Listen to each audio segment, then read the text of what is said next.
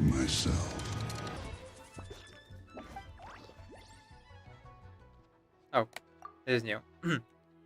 When is Daddy coming back? Is it too late to write him and ask for some fortune coins? My friends and I have already done some fortune coin swaps. Seems like there are only 10 or so varieties. Daddy's gone off to a faraway place, so there's gotta be some different ones over there, right? Of course, I shan't write him just some ordinary letter either.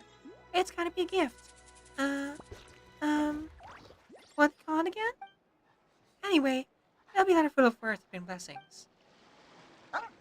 Oh, the red envelopes with money in them. Right, Chinese New Year.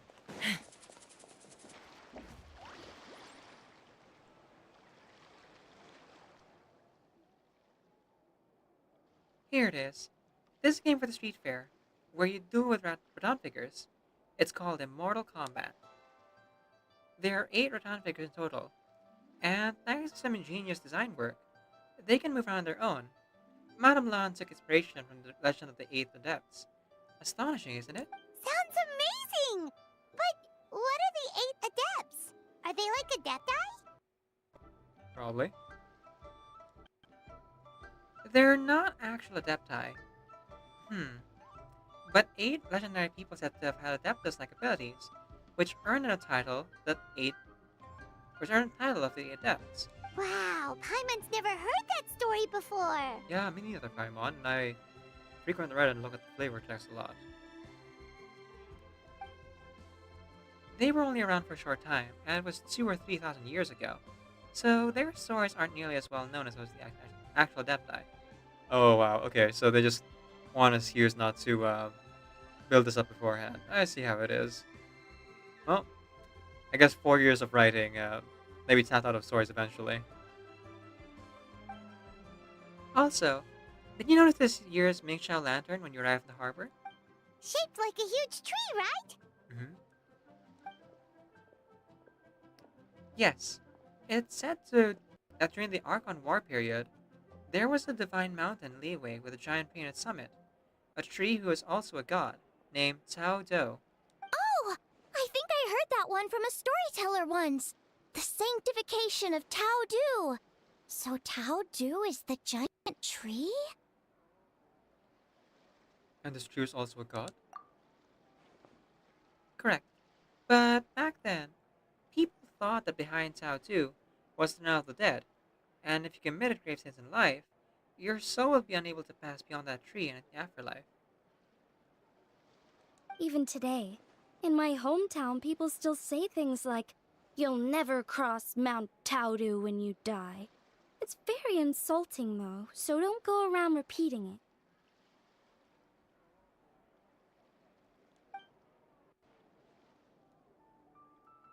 When the Archon War arrived, Tao Tu was giant into fighting, destroying the realm of the dead.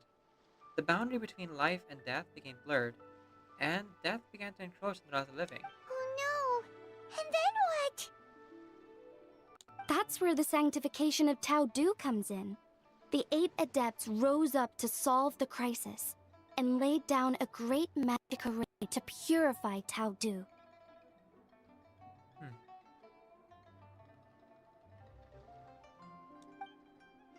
Exactly. After that, Tao Dus remained signed to the ley lines and became a border, separating the living of Lee from the dead.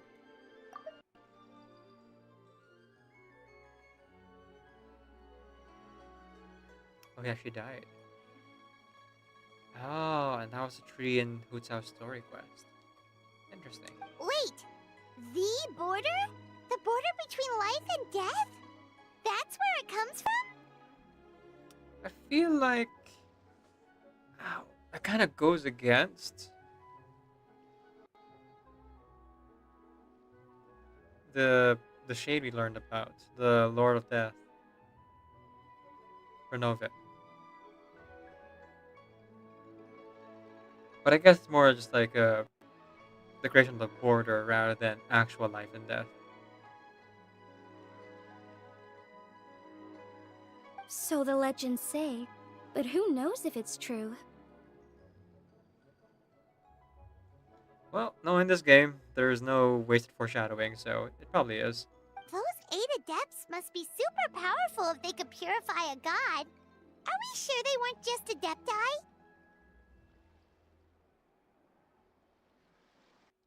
Yep. In fact, their tale specifically emphasizes that most of them were ordinary humans. If I remember right, they were from several groups that joined forces. A Guixiang one, a Lianshan one, and...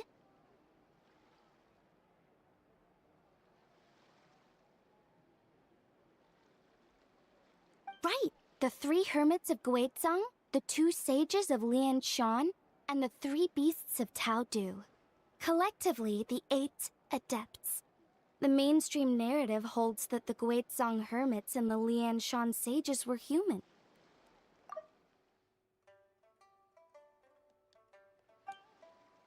I know one of the hermits was Wind Reader, said to be the founder of the ancient art of Shimen divination.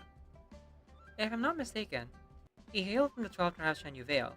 His descendants became the Lan clan and kept the art of Shimen divination alive. Madam Lan, correct me if I'm wrong?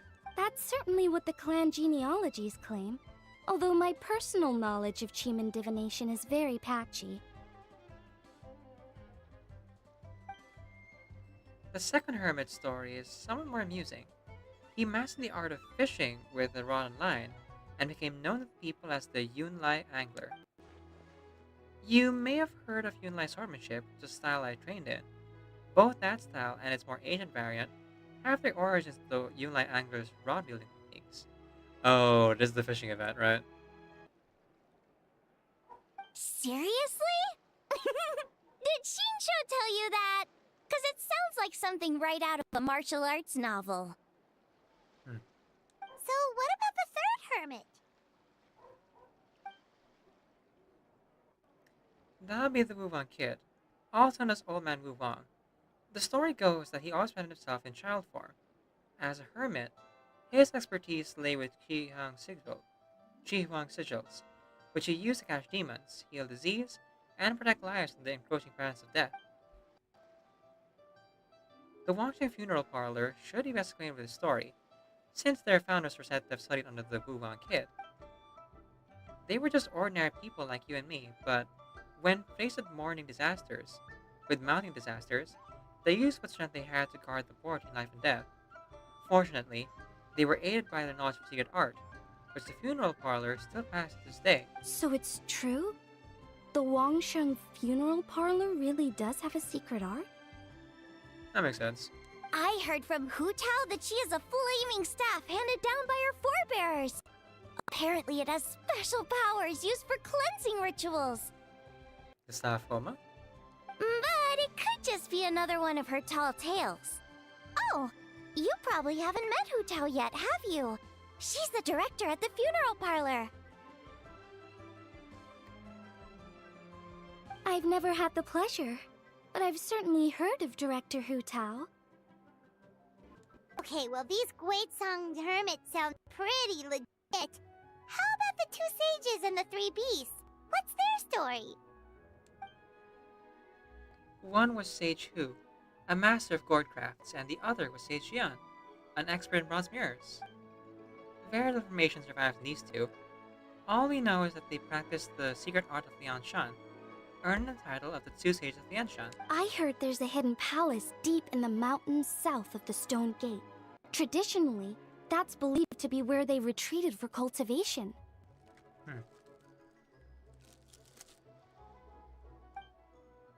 As for the 3 beasts, their retreat was Mount Taodu, and the 3 beasts of Taodu. As the title suggests, those 3 were not humans. So, what were they? Monsters or something? Beasts. It's in the name. They were... Ganyu? Huh?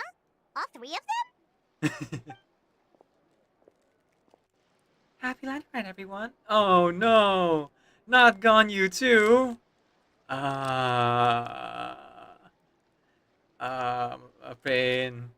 Pain. All the missing voices. This is Nahita's birthday all over again. Well, no. Nahita's birthday had like 10 characters. This one only has 3 so far. Maybe it'll stay below 5. Oh, right, Ganyu's here. Okay. Yeah, Ganyu's here, but not really. Happy done, right, Ganyu? I'm sorry. I hope I'm not interrupting anything. Of course not. What is it? Ningguang's back? Yes. The others have arrived too. Got it. Thanks. My apologies, everyone, but I've got to go.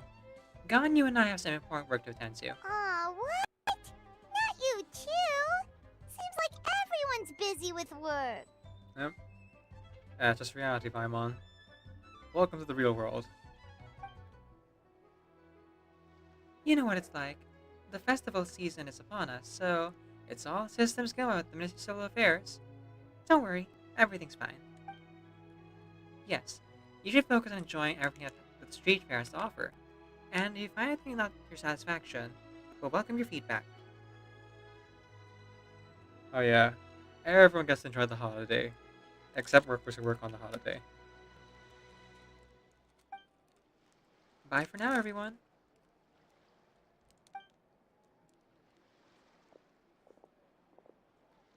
One second, Ganyu. What is it, Traveler? Don't forget to take breaks. Look after yourself. The traveler's being especially nice today, checking in on everyone's well-being. Well, what other option does he have? It's not like he can drag them away from their desks and force them to have fun against their will. Yep. You can bring a horse to water, but you can't make it drink. Thanks for your concern. We'll be sure to take care, and I hope you'll do the same.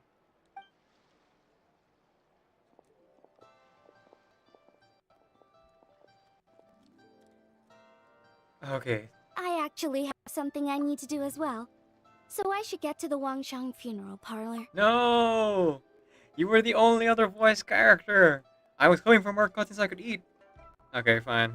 Fine, I'll switch gears. Oh, are you looking for Hu Tao? She's supposed to meet us here so we can grab lunch. Why don't you come with?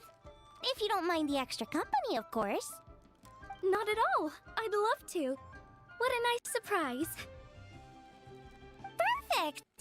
Hu Tao should have joined us here by now. I guess her meeting overran. Why don't we head to the funeral parlor? Okay, let's go!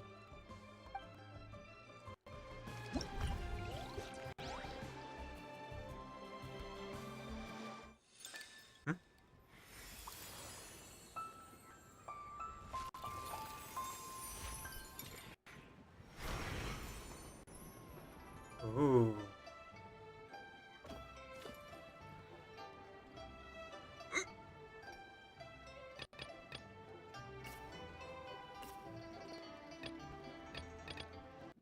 Combat event, okay.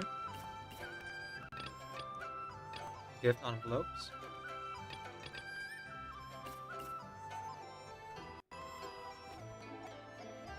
That's a lot of stuff. I'm a little bit overwhelmed, to be honest. Well, hopefully it'll make sense and we'll knock it out one by one.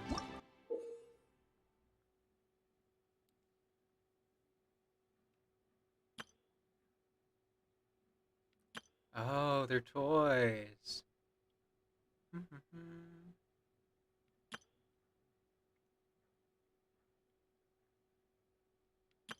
Okay, that helps. This tutorial helps.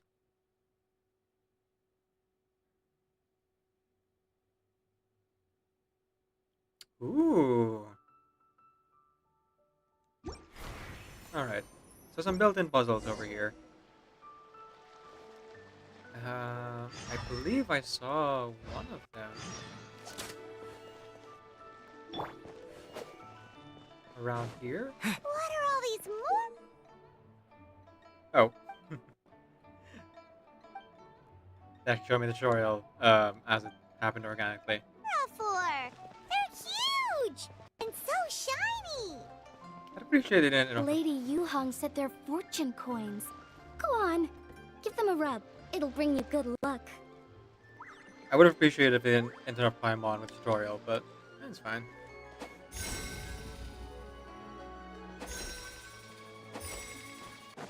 Well, that's a bit easier then. Are these lanterns? No, they're toys that shoot fireworks. New to this year's festival. You should try them, Paimon.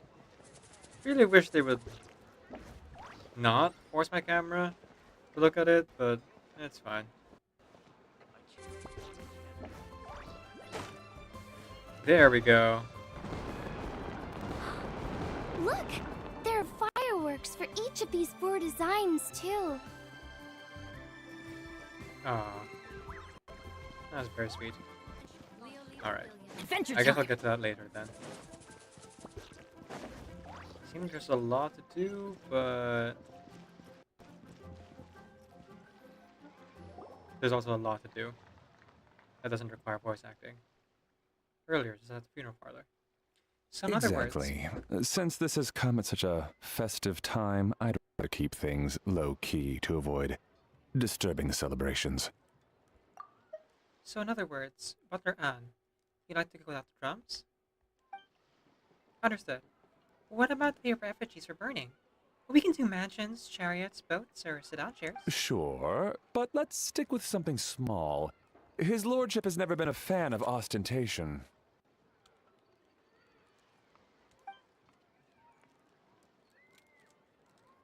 In that case, how about an effigy of a silk gown? Something to please the family, but not too over the top. Does that sound alright? It sounds perfect. You think of everything, Director Who. Great. And will you be providing your own Cineri casket? Yes. His lordship had one made 2 years ago, in fact. He sourced an excellent block of gloomwood and had an artisan convert it into a casket. It's currently being stored at the old family house at Yulong Wharf. Gloomwood is a good choice. Flame resistant, water resistant, and insect resistant. Now, what about the mourning tent and the procession? Do the family say what style they want? We can certainly keep them simple, but I wouldn't recommend foregoing them entirely. You don't want the public speculating about why the Fae and Commerce Guild couldn't seem to afford our funeral. It's like you read my mind. Master expressed the same concern, but he also said he has full confidence in the Wangshang Funeral Parlor's judgment in this area. Very well. Then my suggestion for the tent would be slope roofs. One with a ridged spine, smooth and curved at the top, 36 seats, no more no less.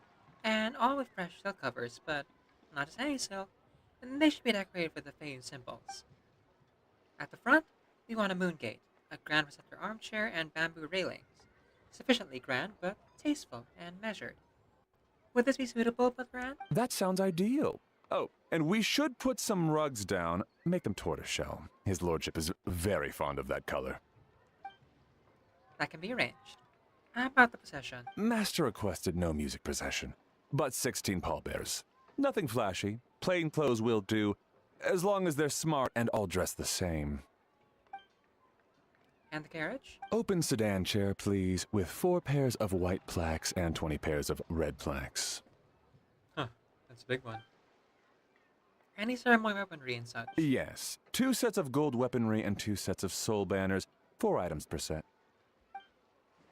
Okay, for the gold weaponry, a 4-piece set would be the for the gold weaponry, a 4-piece set would be the mace, battle axe, stirrup, and fist.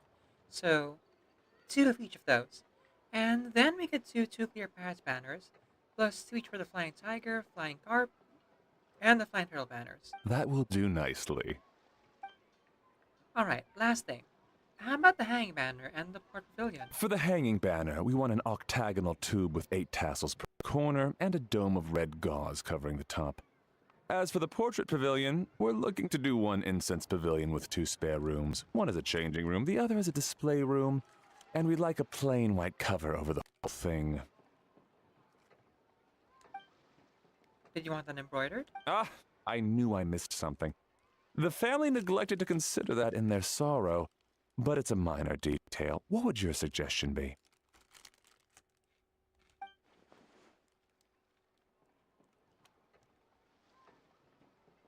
Well, Clayton Commerce Guild is a large and prosperous family, with 4 generations living under one roof. As the founder of this family, his lordship cannot be more blessed. Added to that, he has reached a ripe old age, lived a virtuous life, and is spending his final days in peace and comfort. All in all, he has lived a very complete life. In which case, I would recommend importing a Bats of Longevity motif and a Cranes of Deer and Deer of Youth motif to pass on his good fortune to the next generation. Excellent! I must say, Director Who, you really understand your clients. Of course. Think nothing of it. Huh? Oh, Miss Baiwen. Greetings, Director Who. Lady Ningguang has arrived, and she would be most grateful if you could join her at Eugene Terrace.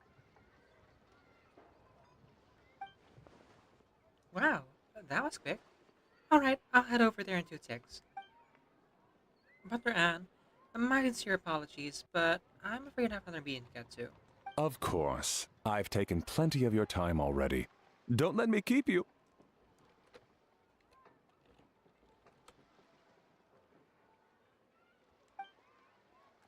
Fairy, can I leave you to follow up on the funeral arrangements? Of course, Director. I'll handle it.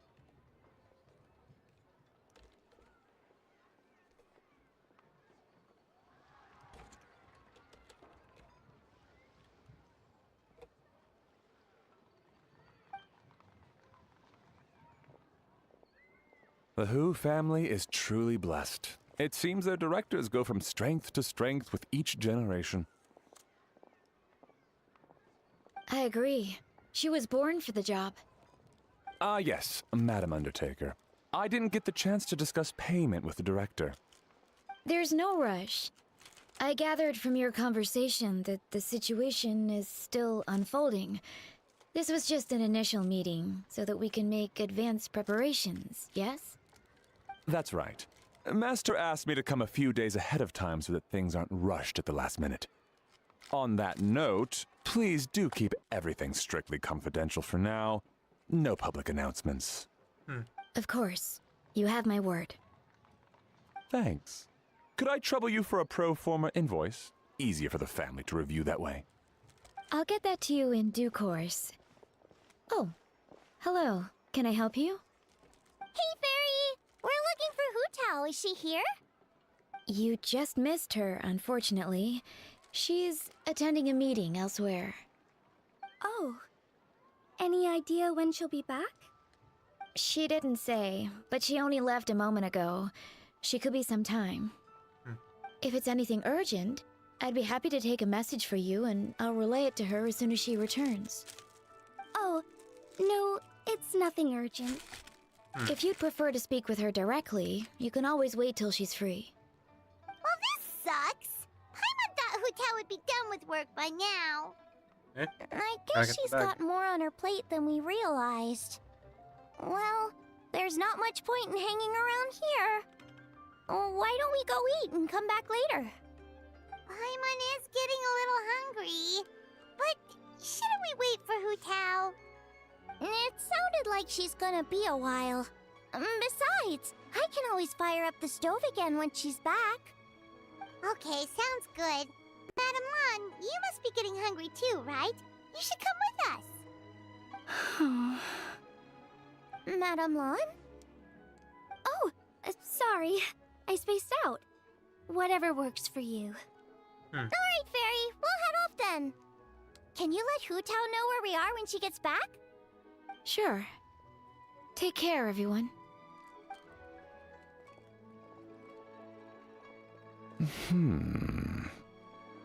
Butler Anne? Ma'am, do you happen to know who that young lady with the black hair is? I haven't met her before, but that silver swallow hairpiece makes me wonder if she's from Ganyu Vale. Ganyu Vale, Something the matter? Well, it's just... So the other day, when I was out shopping, I ran into her and Master. They were chatting away, and I noticed that she showed him a very peculiar-looking rattan figure. Later that day, as I was moving his lordship to a more comfortable bedroom, I saw something underneath his bed. And would you know it, it was that same rattan figure. There was some kind of spell written on it. It was icy cold to the touch and made the whole room chilly. The whole thing seems very sinister. Oh my goodness. Are you suggesting that there could be unnatural causes behind his lordship's condition? Well, I've heard they practice Chi-Man magic in Ganyu Vale. Pendhead fortune conveyance, fate transference, and the like.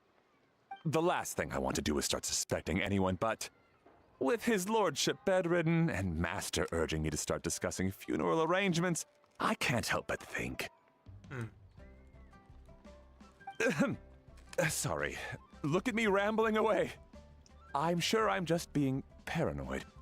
Please forget I said anything, and certainly don't repeat this to anyone else. Don't worry, Butler Anne. The Wangsheng Funeral Parlor understands the importance of discretion. Client confidentiality is paramount. I've been to Pepper. You can ring my bell.